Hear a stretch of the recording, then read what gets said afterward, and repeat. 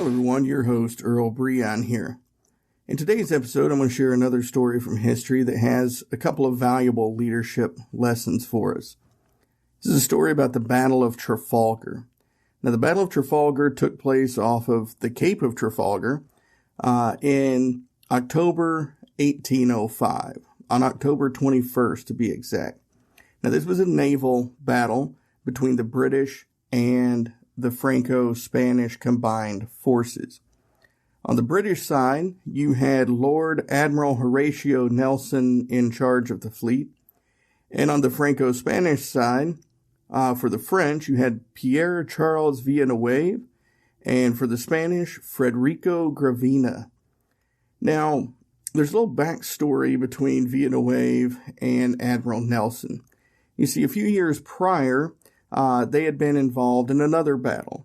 Admiral Nelson had jumped a fleet that Villeneuve was part of, and due to the command and control nature of the French fleet, Villeneuve never received orders to enter the battle.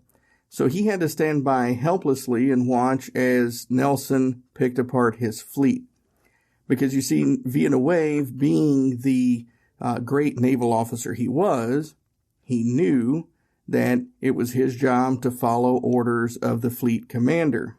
That fleet commander never gave him orders to engage, so he sat by. Eventually he had to run, but that bitter taste of never being able to actually engage Nelson in that battle stuck with him for quite a while. Now, the French and the Spanish had joined forces to defeat the British, or at least keep them at bay, if you will. Napoleon was waging a land war, trying to take away the British dominance, and there was a long-standing history of aggression between the French and the British at this time. So he devised an idea on how to break the British blockade that was depriving the Franco-Spanish forces of their economic value. They weren't able to get goods in and out. They weren't able to get trade routes set up because of this blockade. So Napoleon's idea was to have Villeneuve and Gravina slip through the blockade, bug out to the Caribbean, join forces there, rally some more troops, gather some more French and Spanish ships that were in the area, swing back through and bust the blockade from behind, hopefully catching the British unaware.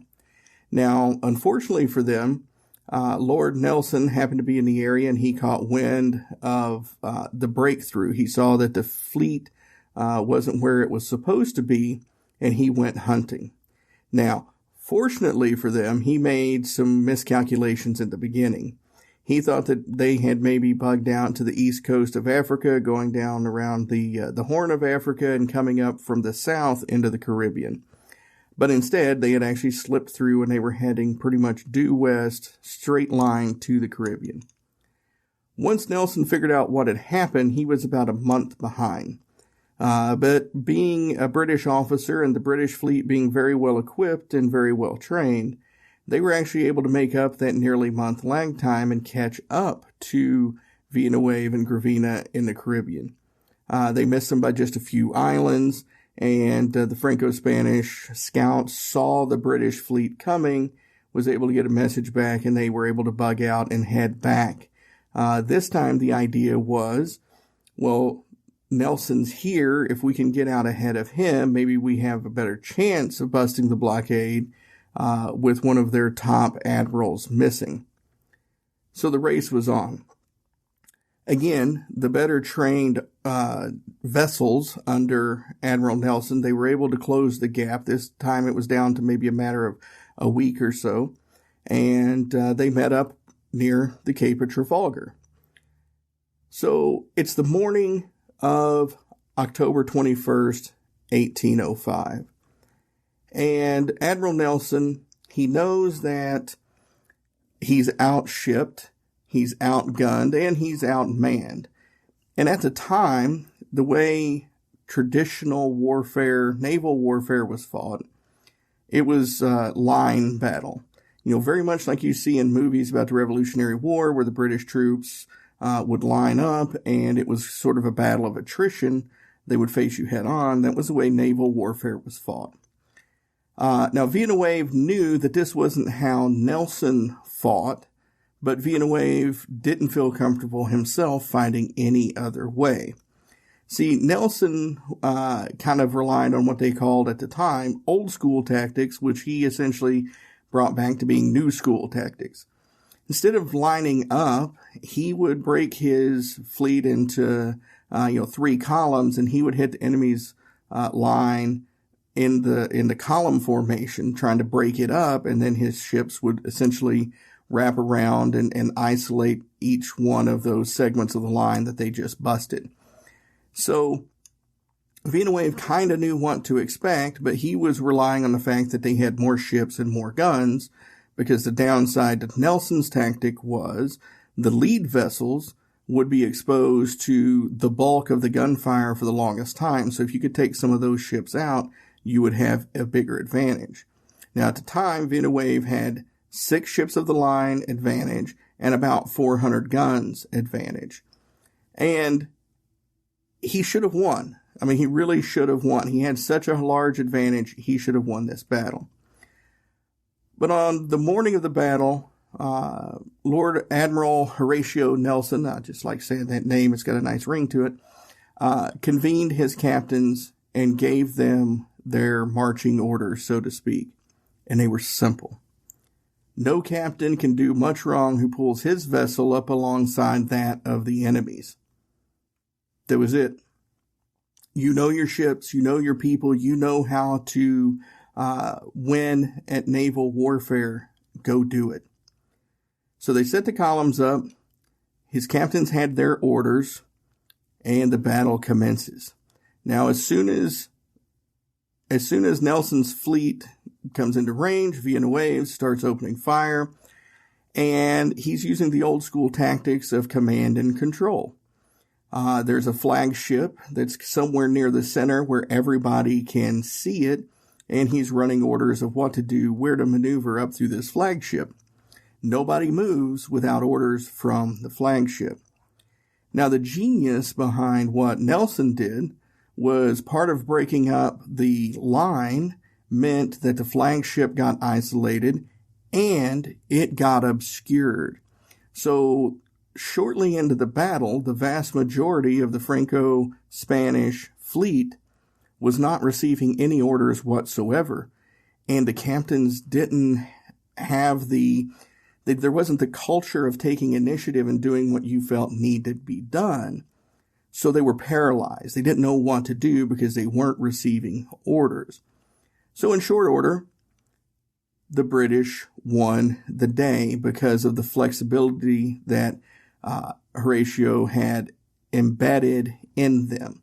Because you see, about 15 to 30 minutes into the battle, depending on whose clock you're on and whose logbooks you want to go by, Nelson himself was incapacitated and eventually died from his wounds as he took a sniper round through the spine. So if he had still been operating under the command and control type of structure, his fleet would have probably been the one that had been overwhelmed and overran because they lost their leader. Now, yes, there was a line of succession. Yes, there were officers that could have stepped in, but in this type of warfare, minutes are critical, and by the time that had happened and everybody realized what was going on, it could have turned the tide. Now, how big was this victory? The British had about 458 dead, 1,208 wounded, for a total of 1,666 casualties. They didn't lose any ships. The French, they had 10 ships captured, 1 ship destroyed. They lost 3,373 sailors, 1,155 were wounded, and over 4,000 were captured. The Spanish, they had 11 ships captured, 1,022 dead, 1,386 wounded, and between 3,000 to 4,000 captured. So their total casualties between dead, wounded, captured, and ships lost numbered somewhere around 15,000. One simple change in tactics led to such an overwhelming victory in what any other day would have been a resounding defeat. You see, this is the thing that we struggle with a lot in today's businesses. Some businesses are still operating under the old command and control structure. People are paralyzed to show any initiative. They're paralyzed to do anything without guidance. If it's not something that is in a directive, it's not something that comes in a memo, they're not going to do it for fear of repercussions. Some organizations have a culture where you are expected to take the initiative, you're expected to go the extra mile, and you're expected to do your job because you were hired to do your job. Now, the first type of business is a dinosaur, and it's on its way out. And if you still run your organization that way, I've got bad news for you. You're on a deathbed, and you may not even know it. The organizations that are following the Horatio Nelson model, no captain can do much wrong that pulls their vessel alongside that of the enemy, have given their team the flexibility, the agility, the resiliency to be able to make decisions on the fly and stay relevant. You know, this isn't a new concept either. I mean, this goes back to 1805. General Patton once famously said, "Don't tell your people what to do, tell them what needs to be done, and let them dazzle you with their brilliance." This is the same concept. So you can manage an organization with the iron fist command control structure, and it may continue to work for another 5-10 years or so.